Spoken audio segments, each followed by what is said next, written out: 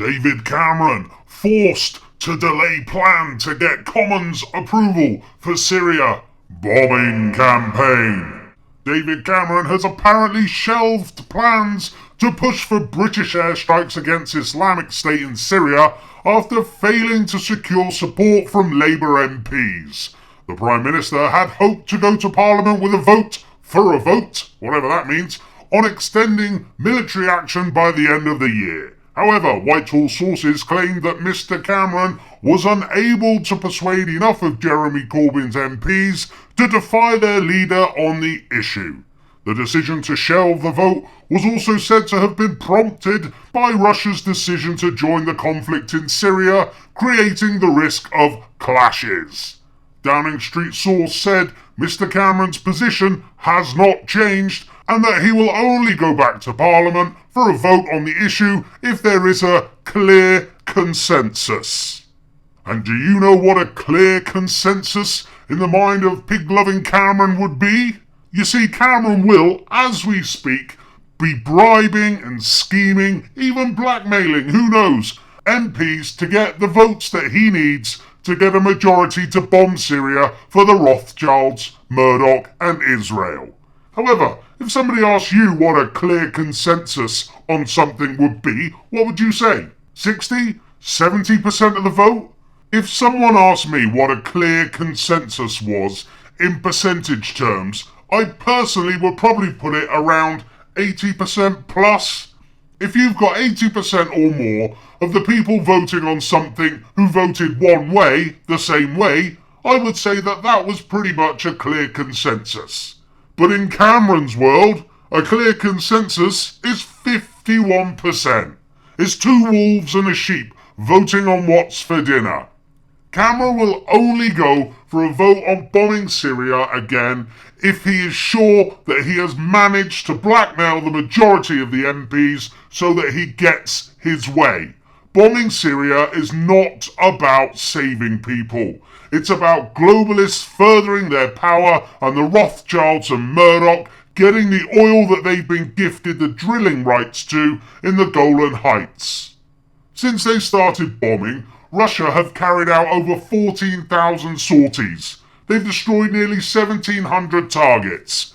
They've destroyed 250 ISIS command posts. They've destroyed 51 training camps, 11 depots. That's according to the head of the Russian General Staff Main Operations Directorate. Cameron doesn't need to bomb Syria. Russia are doing a very good job without our involvement. Russia seem to be destroying more of ISIS as every day goes by. They do not need our help. However, Cameron doesn't want to just bomb ISIS, does he? No. Cameron has been told to take out Assad.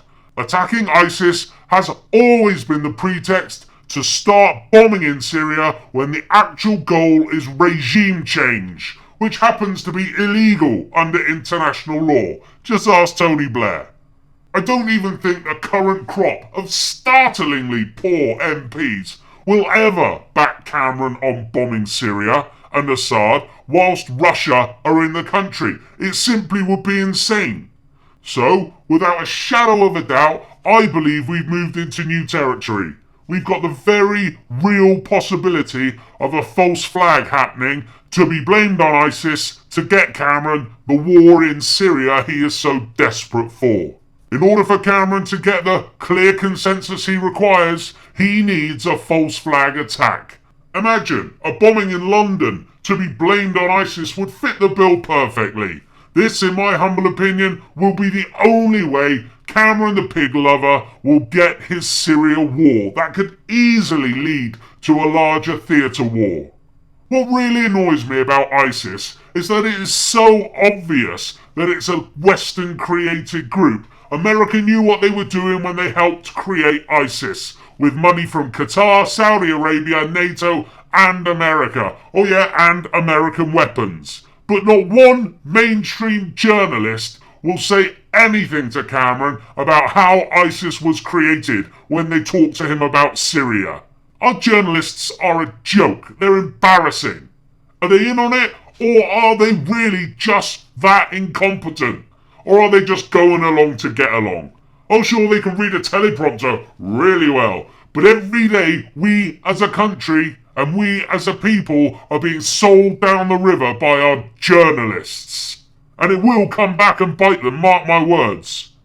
You know that these same journalists won't be able to mentally put two and two together once the bombing starts going off in London and other places in the UK that's blamed on ISIS. They'll just spew the official line time and time again, regardless of how ridiculous the official line is. And these bombs that go off will no doubt just about gather enough support for Cameron to get his war. When this false flag attack does happen, everybody needs to be on their guard. We need to document everything. Wanting to bomb in Syria has got nothing, absolutely nothing, to do with helping refugees. If you think it has, you are so naive it's unbelievable. Cameron couldn't care less about refugees. He's had his orders and he must do what he is told.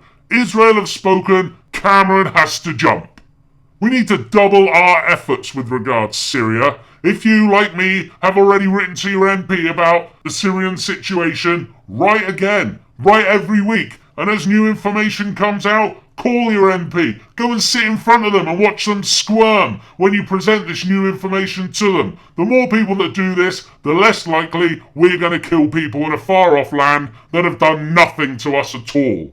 I know Syria's been out the headlines recently, but let's be honest, Justin Bieber did storm off stage, so we've had important coverage of that. But Syria will be back on the agenda, and when it is, we have to be ready.